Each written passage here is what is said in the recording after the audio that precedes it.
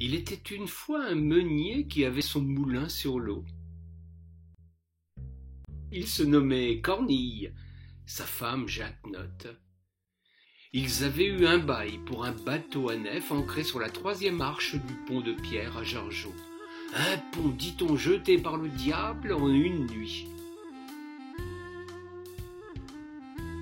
Ce couple aurait pu être heureux si la nature leur avait permis d'avoir un enfant, mais voilà, le ventre de Jacques Notte se refusait aux petites graines que lui octroyait généreusement son meunier de mari. Le pauvre Cornille restait le nez dans la farine. Les gens sont méchants. Le meunier était moqué, d'autant plus que les paysans l'accusaient de forcer allègrement sur la part de la farine folle, cet envolage qui privait les uns d'une portion non négligeable de leurs biens. Les bateaux moulins utilisaient la force motrice du courant pour moudre le grain.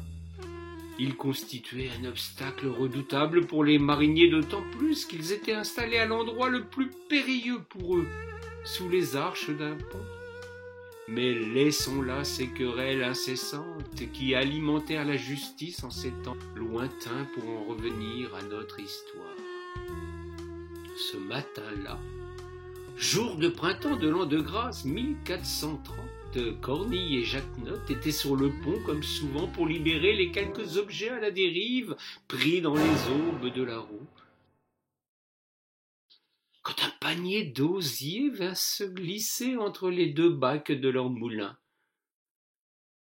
C'est la femme qui entendit les cris d'un enfant. Elle se signa et se précipita pour le prendre dans ses bras.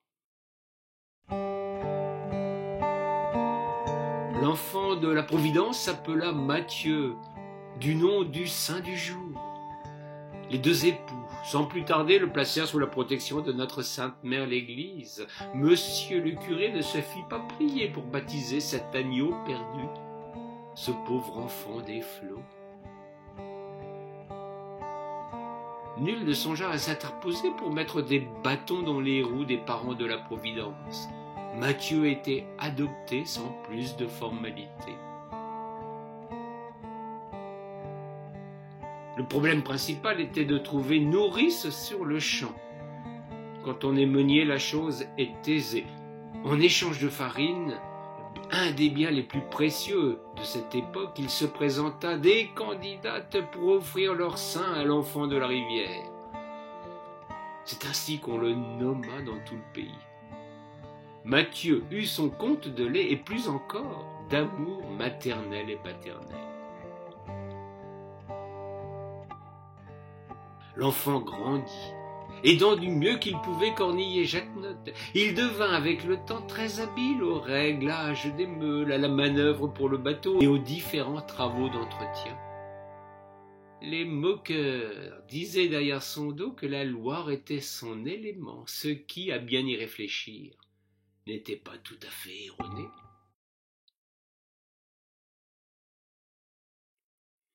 Mathieu ne pouvait échapper aux langues de vipère.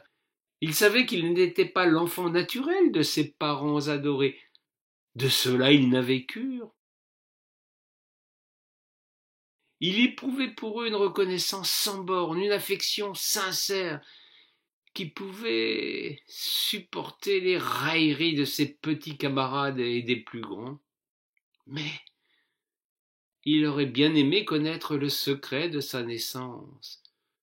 Et bien des fois, on le retrouvait sur le devant du bateau rêveur et pensif, fixant l'amont de la rivière.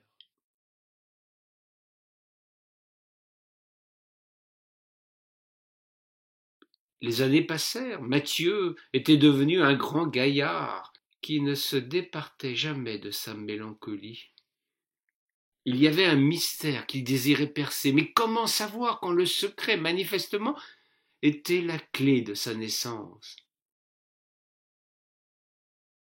Le crépuscule s'installait sur la rivière.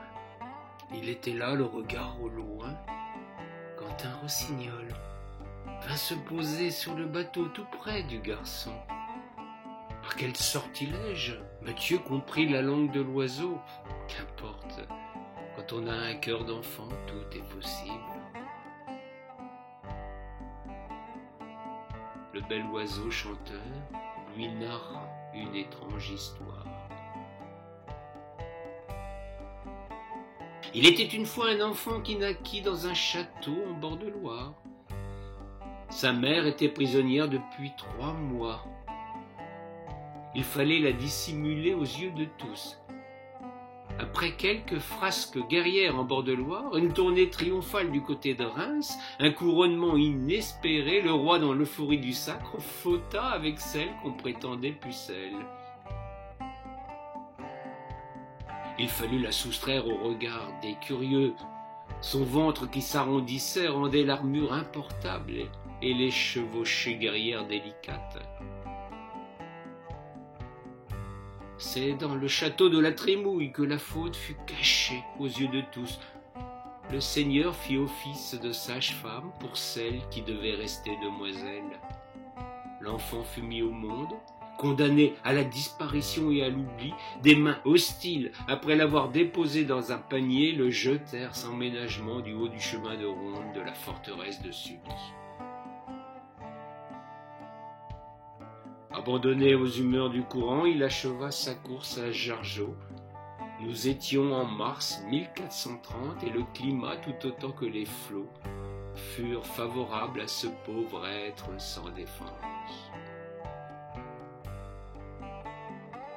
Mathieu avait écouté ce récit du bec du rossignol. Il n'éprouva ni fierté particulière ni colère pour ces 2 personnages. Peu lui chaud que son père soit ce roi lointain si peu apprécié de ses sujets. C'est vers cette bergère, étoile filante de l'histoire de France, que ses pensées allèrent, sans pour autant qu'elle supplante dans son cœur sa chère Jacquenotte, qui se faisait vieille depuis quelque temps. Cependant, en bon fils, Mathieu se jura de rendre hommage à cette mère biologique.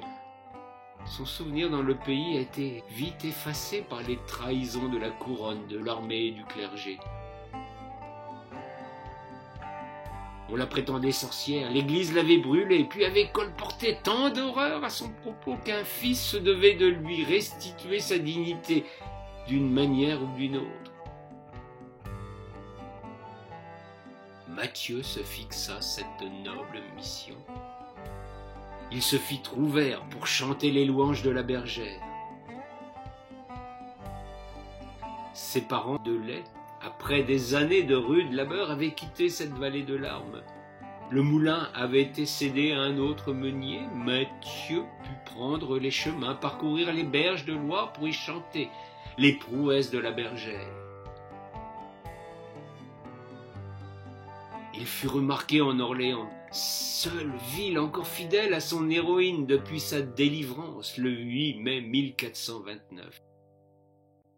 Il fit tant et si bien par ses poèmes et ses chansons qu'il fut de ceux qui contribuèrent à changer son image de marque.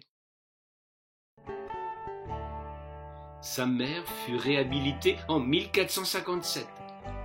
Cette année-là, à l'initiative de Mathieu, pour la première fois le 8 mai, une jeune fille de la cité joannique défila en armure dans les rues. Depuis, cette tradition ne cessa presque jamais dans la cité ligérienne. Il fallut des guerres et aujourd'hui un virus pour que fût mis en suspens cette cérémonie d'hommage. Mathieu souriait. Il avait rendu sa gloire à sa mère, lui le fils secret de celle qu'on nomme encore la pucelle.